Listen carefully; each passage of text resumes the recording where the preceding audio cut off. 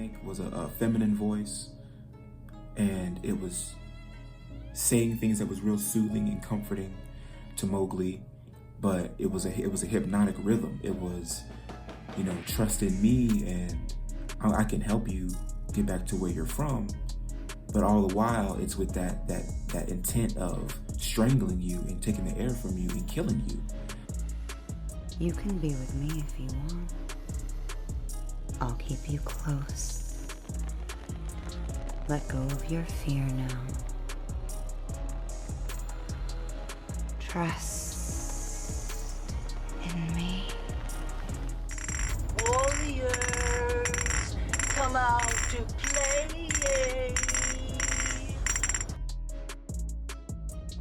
Good morning, everybody. It is January 20th, about 10:03 a.m. Saturday. Checking in with the third episode of our recovery journey. And just kind of reflecting this morning on how my week is going, kind of what I've had to do to get to where I want to be. As far as like the work that I'm doing here and getting my health up and working just like my regular job and everything. Just it's been a crazy week. But in between working from home and trying to get exercise and all that stuff, I've realized that it's harder to maneuver around the way I wanted to, or like I was previously. When you feel like you're in good shape, you move a certain kind of way. But now that I'm in the boot, now that I'm slightly immobilized, I'm just kind of realizing that when life tells you to sit down, you really have to sit down. You have to listen. Sometimes it's an injury, sometimes it's burnout, whatever that it is. There's always going to be something that tries to get you to slow down and think about what you're actually doing and if the energy that you're putting towards your goals is actually worth it. And I've been feeling kind of frustrated this week, for sure, because with the boot on, you're not supposed to be driving as much, or you're supposed to be having it elevated and trying to relax and stuff like that. And it's hard for me to do. Even though I work from home, I'm still pretty active. When I try to be outside, and whether I'm walking, running, bike riding, going to the gym, whatever that I'm doing, running errands, I'm very mobile. And this is causing me to have to, not be moving around as much. So trying to ignore the issue of trying to rest has got me thinking about a lot of stuff. At the beginning of this week, I was a part of a workshop with a friend of mine, Jason Schenkel. He is a therapist out here in Colorado. Shout out to him. We met through mutual colleagues, and we started working together, trying to get to know each other and everything. And he was hosting a workshop. He had just come back from Africa, from Senegal, and he was working with another professor over there for one of the universities. And he had some students that wanted to learn about depression. And I had never sat in on a workshop like that, and I was like, "Oh, that's really cool. Would you mind if I joined?" And he was like, "Sure." So, we did a Zoom with me, him, his professor colleague, and some of his students. So there was some translation stuff that had to go on there. But it was a really cool experience because I got to learn about depression kind of firsthand. Let somebody sit me down and explain it to me, because honestly, for a long time, I mean, up until this week, I would say I wasn't somebody who recognized depression as something that I could get. I've had a lot of people around me that have expressed feelings of depression, people very close to me, and it's hard to watch. It's hard to go through, or it's hard to watch them battle themselves, and there's nothing that you can really do. You can offer support, you can offer, a shoulder and provide safe space, but you can't really do the work for them. And because I saw how them, and remind you, this is me in my ignorance at the time, or during all this time, I should say, because I don't really make excuses for myself. But depression wasn't something that I felt like I could get, I wouldn't allow myself to have, type of thing. It felt like it's like something you can catch almost. which is not true. It's not something that you can get from somebody else. It's just that up and down of feeling that you get.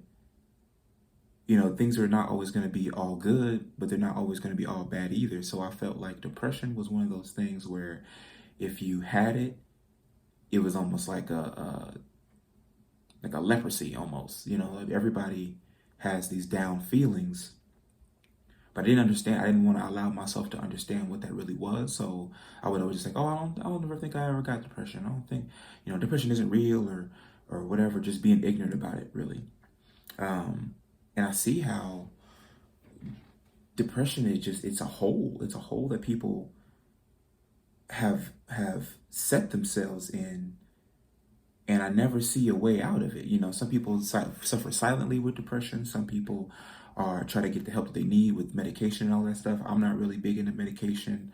I'm a big proponent of therapy, and I do a lot of psychological studies and all that stuff just in my own time. But depression was something that I would say at this point, I can say I was running from, not having it, but just trying to understand it. I wouldn't take the time to understand depression. I would be, a friend of mine, not too long ago called me a human Prozac. And I was like, I didn't know whether that was a good thing or a bad thing, but I understood that I could be a comfort to people who were feeling bad, which I took pride in that, you know what I'm saying? But I still wasn't taking the time to understand what depression was for them. Is really what I'm trying to get to. I didn't want to understand because I felt like if I acknowledged it, I would somehow catch it and I wouldn't be able to get out of it. I see how far depression can take people, whether it's suicide or just, alcoholism or self-destructive behaviors and all that stuff. And to me, that's like a slippery slope. But every time I felt like I was getting any type of sad or anything, I would immediately try to fix it, rectify it, and change my mood set, which is what I think you're supposed to do. But there's just different ways of going about it. So I feel like I'm rambling, but I just wanted to say that a shout out to Jason Schenkel for Professor Schenkel for letting me be a part of that program. It's going to be an ongoing series, and I hope to only learn more. But I had a lot of takeaways from what he was saying as well, and I took some screenshots of his stuff. But I'm not going to post them. I'm going to let him do his thing. But I did want to bring some of this stuff to attention. So stuff to everybody else's attention, because this is what I'm learning as well. So I think it's important to share what I'm learning as I'm learning it, because I'm trying to educate myself. So as I was meditating this morning, I thought about some of the stuff that he said, and this is what some of the stuff that he had shared that I was meditating on. Types of depression. Mania depression. Extreme mood swings and emotional highs and deep lows that may feel sad or hopeless and lose interest or pleasure in most activities. Manic depression. A mental illness that causes unusual shifts in a person's mood, energy, activity levels, and concentration. And hybrid. A blend of manic and mania. High-functioning depression. People with this type of depression often keep a job, maintain relationships, and meet other obligations. Other influences: situational depression, breakups, biological depression, heredity, family generational patterns and curses, psychological depression, mental illness and being human, existential depression, exploring issues of human existence. And what's crazy is that, like, trying to figure out if I've ever felt like any of these. Like, I was talking to Travis the other day, and he was asking me, he was just checking on me because, I'm laid up, and he was like, yo, like, how are you feeling? And like, I'm good. I'm just frustrated because I can't maneuver around my space the way I'm used to. Having to go up and down stairs is different and all that kind of stuff. And he was like, well, do you feel depressed? And I was like, something in me immediately rose up and was like, no, I don't get depressed. You know what I'm saying? Like, I almost defensive. And what I said was, I don't claim that word. And he knows me. He knows, like, I like words and all that kind of stuff. And he was just like, well, we'll tell you what, did you feel sad? Did you have low vibrations, if you want to be, getting into semantics? And then he said that, and I was like, I am getting into semantics, because just because the word that you're using is depression doesn't mean you're automatically giving up. It's just a feeling that you have, and that's a lot what Professor Schenkel was saying as well. Is that these things, depression is a part of life. You're having those highs and lows. Those lows, you can call it depression, you can call it sadness, you can call it hopelessness, you can call it despair, you can call it fear, whatever you want to call it. It's just these things arose by any other name type of situation. So of course I felt depression, but I wasn't claiming ever that I was depressed. So he was like, well, do you have a low vibration or whatever? And I was like, yeah, okay, I see your point. Because we've had talks like this before. We've talked about this on the podcast. But I was just like, man, I'm in a low. I am feeling low.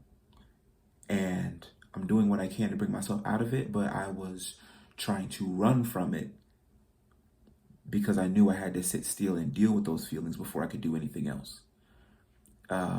Which was, I would say, I don't know if it's a breakthrough or it's just a realization that I came to, an aha moment, as some people call it. So,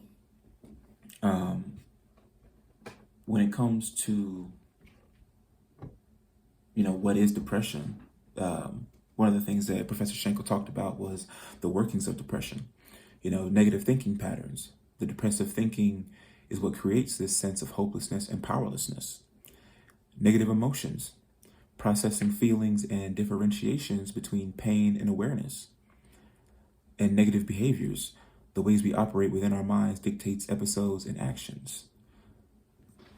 And what I was realizing is how I was operating that would show that I was depressed is that I was trying to maintain control. I was trying to control what I was still doing, and I don't know, empowering myself, I guess, trying to take my control back. And I did that through self-destructive behavior, which I see a lot of. That it ended up looking like stress eating, getting a whole thing of Oreos and going ham. You know what I'm saying? That's one of my things. Just overeating, maybe overindulgence, and maybe I would have a drink or something like that, and just trying to move too fast. The big one for me was trying to move too fast around my condo, in the boot or on the crutches, trying to quickly get used to either being on crutches or walking out the boot or hopping around, and trying to control the pace at which I got somewhere. Like I went and got a lineup at the barbershop yesterday, trying to, have a little bit of self-care or whatever. And I get in the chair and I get out, and the person that's cutting my hair is like, whoa, you're pretty fast on that.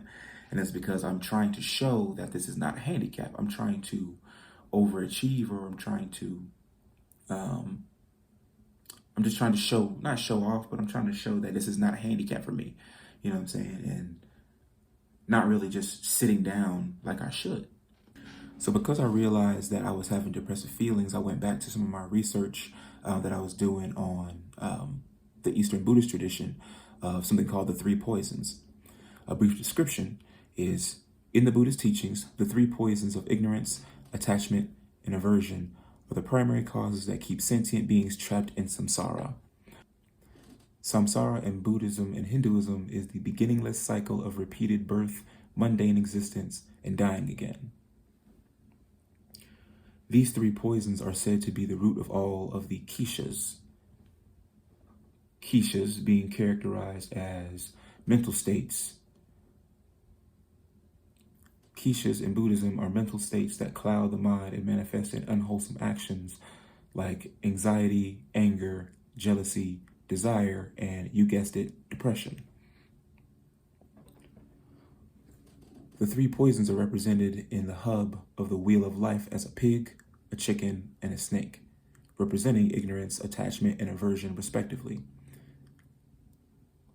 As shown in the wheel of life, the three poisons lead to the creation of karma, which leads to rebirth in the 6 realms of samsara. So, as you can see, depression is addressed in spirituality and not only psychology.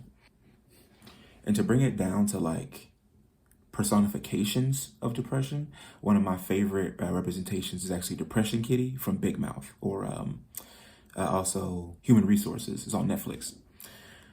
She's this big purple cat, kind of looks like the Cheshire Cat from Alice in Wonderland, and she's always like giving suggestions of comfort, but again, I think it's from a station of trying to control your actions because you feel like you're in a spiral where you can't control anything. You can't control how your life is going. You can't control your feelings. So you try to have these like dictated actions that you chose, but it almost feels like in a defeatist manner. You know what I'm saying? Like she'll be like, oh, don't you want to lay under the covers and draw the shades and just eat a pint of ice cream watching, your favorite sitcom? Doesn't it feel like that'd be a great thing to do? And you're like, yeah, that would be great. But This feels so nice. You want to drink some more soupy ice cream? Okay. Yeah, that's right. How about another blanket? I should get up. It's kind of weird to be in bed in the middle of the day. No, it's not. you're doing it because you're sad. You're not doing it because you enjoy those things. You feel like you're trying to control something. And again, this is me really coming to the realization of what depression is and seeing the actions that other people have done. And I get it now. It's like you're just trying to control what you can, but also it comes out in self-destructive behavior. I feel like that's a benign example where other people, like I've seen people out at restaurants and stuff like that, waitresses or whatever, and with cuts on their arm or burn marks or whatever. And whether that's, if it's self-imposed, you're doing that. You're causing yourself pain because at least you can say that you did that to you. You chose that pain, and it kind of keeps you in the moment, not thinking about all the other stuff that has gone on in your life. But it's self-destructive. You're using pain as a distraction. That feels like depressive behavior. And if I'm wrong, let me know. Please, in the comments, tell me what your experience with depression is, because as somebody who is trying to, the more I can understand it, the better I can help other people, is really what I'm getting at. Like, I fill my life with all these positive examples and trying to do the right thing and be on the right path, because I know if I ever step off of it and allow myself to give in to negative feelings, I'm going to be just like a lot of people who feel like they're drowning and can't find air. I'd rather pull you out of the water if you feel like you're drowning, but I'm not going to let you drown me. So anyway, the depression kitty is I feel like is a good example, and Ka from the Jungle Book, the snake.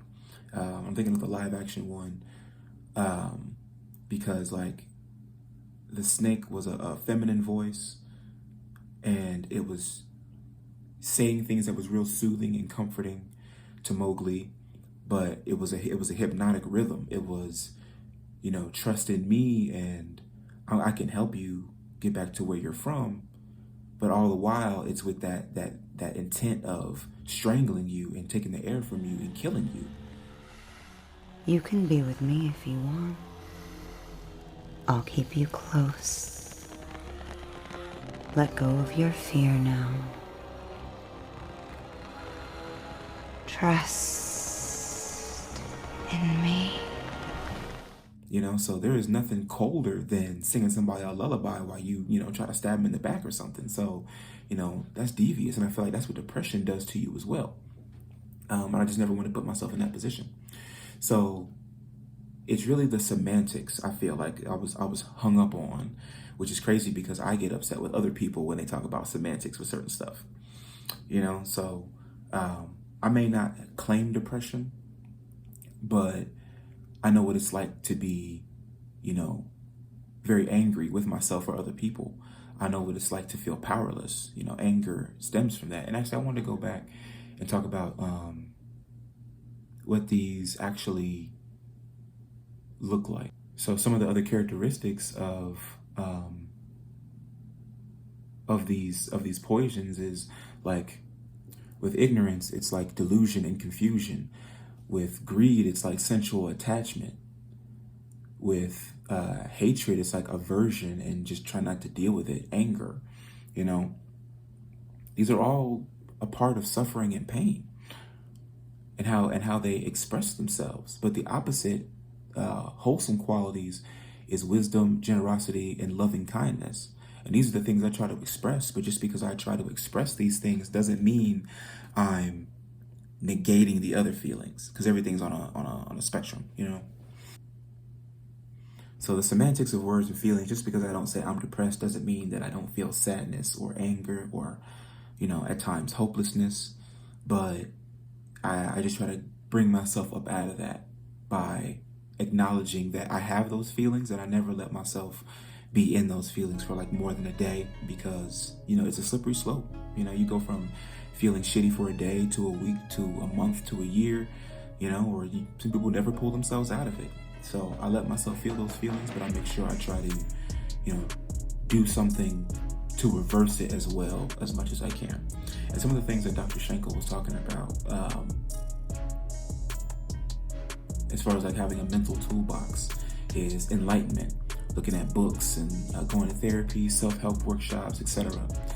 Exercise. I know I'm a big proponent of exercise because, you know, when you're moving your body and you're moving towards some type of goal, you're draining a lot of those negative feelings and putting them towards something positive. Reinforcers to counteract depressive patterns is being, you know, cultivating your space and environment, going on walks, you know, cleaning up around your place, just having a clean place, things like that. And learn to curb your appetite when you feed your depression. So like metaphors and parables, things that, you know, positive influences and stories and stuff like that. You know, watching a good movie, underdog stories are probably really good for that. And stories of people that persevered, you know, having guiding principles, creating a creed for yourself. And one of my favorite quotes, I think is a good link back to this, is there are thousands hacking at the branches of evil to one who is striking at the root. So if you can get to your root issue, why do I feel depressed? Why do I have all of these feelings of loneliness or anger or whatever that it is for you, so that you can address it and fix it? Maybe not fix, heal. One thing that Professor Schenkel has a part of his programs is we're about healing, not fixing. Healing over fixing. I think that's really cool.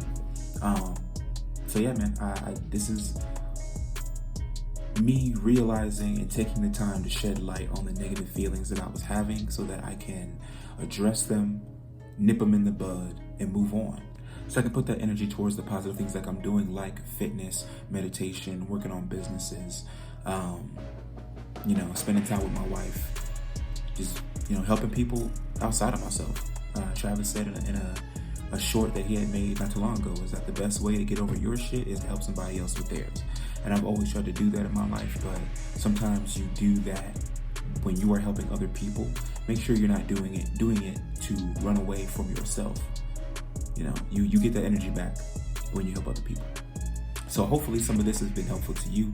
And let me know what your experience with depression is down in the comments. I would love for you to shed some more light on what that is for you and how you've learned how to fix it. You know, I've done a lot of positive growth and things like that for myself, but sometimes you need to revisit certain levels of your mentality, address it so that you have a better foundation moving forward.